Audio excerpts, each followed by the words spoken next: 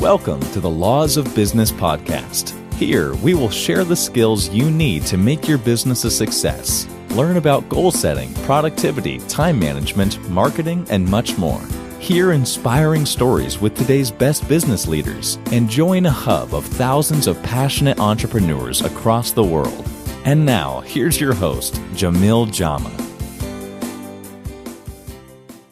Hello, everybody, and welcome to the Law of Business podcast. I'm your host, Jamil Jama, and today we're going to be talking about equity, crowdfunding, sports, investment banking, angel investment, and venture capital. I'm going to be interviewing Tom McLaughlin in this interview. And Tom McLaughlin, let me just give everybody a brief intro of who Tom is. Tom McLaughlin is revolutionizing the sports investment, creating the world's first crowdfunding platform to connect sports fans with sports startups, products, and athletes looking to raise capital. Tom is a former investment banker at Bank of America, Merrill Lynch, and it's a real pleasure to have Tom on the show. Tom, how's it going? Jamil, thank you for having me on. That was a really great intro, and I'm looking forward to speaking with you about all of those things that you mentioned. Tom, first of all, I want to thank you so much for taking your time out to do this interview. I appreciate it so much. And you look a lot younger in video than you do in your photos. I hope that's not a bad thing to say, is it? No.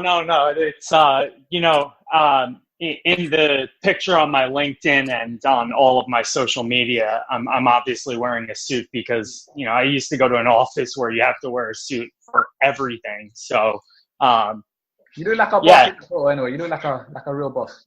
Thank you. I appreciate it. Awesome. So Tom, I'm just going to get to the questions. There's a quote by Robert Kiyosaki, and it's a real awesome quote. And Robert Kiyosaki says, business and investing are a team sport. Business and investing are team sports. The real awesome quote. And you started the world's first crowdfunding for sports. Correct. Which is real awesome. But what is equity crowdfunding? Sure. So what equity crowdfunding is essentially, it allows a startup or an early stage business the ability to sell their shares to a lot of different people. Traditionally in the United States, private companies were limited to raising money or selling equity or shares in their business. Those companies were limited to only raising money from huge venture capital firms or accredited investors. So we're talking people with millions of dollars of salary a year. It's a very small window of people.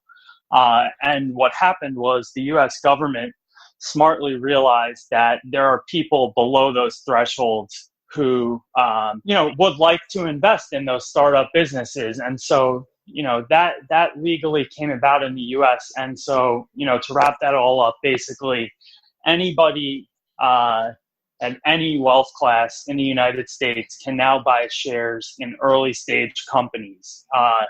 And if you think about this, it is absolutely revolutionary because if you're a young person in your 20s and 30s, you can buy shares in potentially the next big company. And so what that all comes back to around is we're planning on joining that space to help companies kind of facilitate those transactions.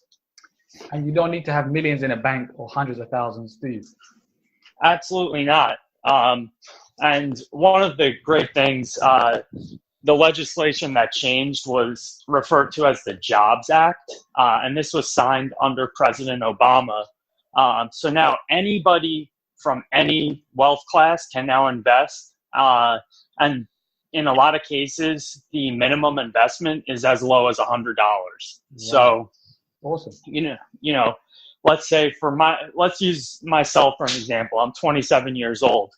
If I see a company on an equity crowdfunding platform that's very early, but I really believe in it, if I put $100 in now, it's a cliche, but imagine if you were one of the first, people to put money into Facebook, it would be life-changing amounts of money. So, it opens up a whole new asset class for people. And if you're young, you should probably have more risk in your portfolios. So it's crowdfunding. So it's a group of people investing money. It's like there's a quote by Helen Keller.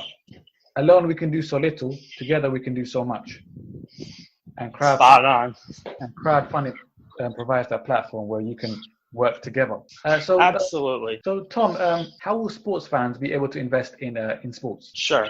So essentially what we're getting at is there are a lot of really interesting companies in the sports space that are not necessarily sports teams. So there are a lot of sports media sites.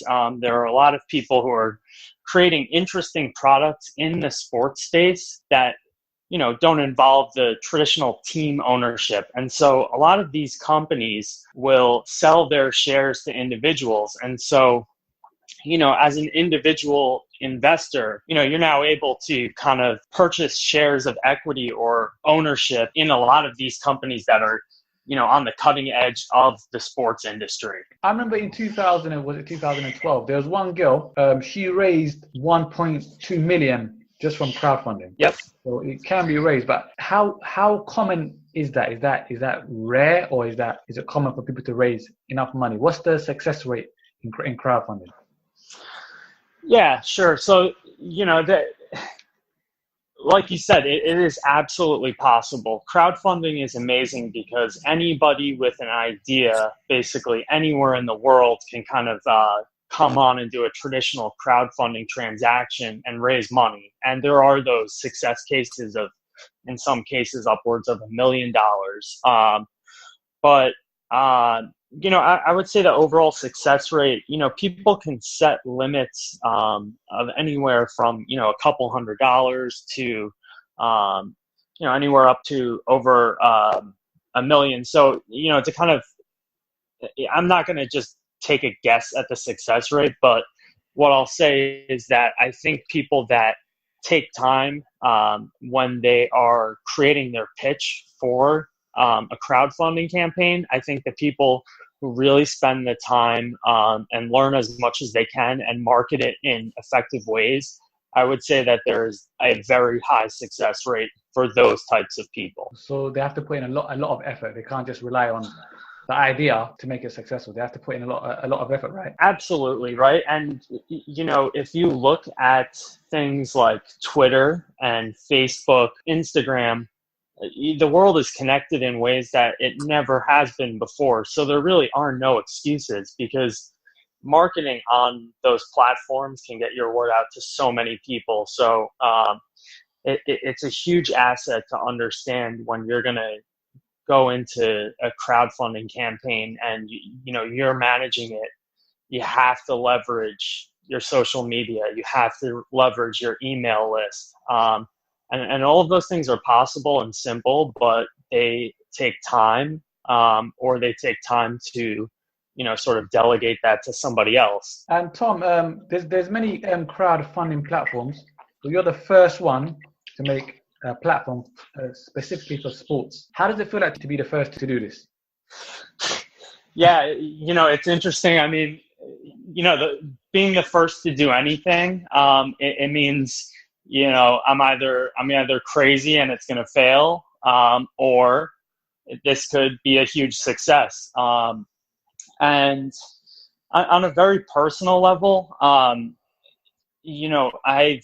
known that I wanted to do something sports and finance related since I've been, maybe 6 or 7 years old. So, for me, when this opportunity sort of came along and it kind of came into existence, I had to do it. I think that there are a lot of, sports fanatics in this country who are looking for a way to sort of translate that knowledge from sports and sort of use it in an investing sense, or to go on a platform and see sort of new sports companies come up. So, it kind of just became an extension of what I was sort of obsessed with on a daily basis anyway.